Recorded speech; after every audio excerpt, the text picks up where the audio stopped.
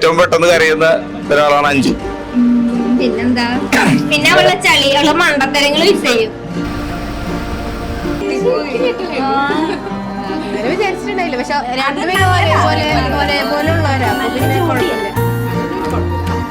അമ്മ ചിരിച്ചിട്ട് എവിടാ അഞ്ജുവിനെ കുറിച്ച് പറയാന്നുണ്ടെങ്കിൽ പാവാണ്, അങ്ങനെ മിണ്ടാത്ത കുട്ടി എന്നൊക്കെ പറഞ്ഞ എനിക്ക് ആഗ്രഹമുണ്ട്.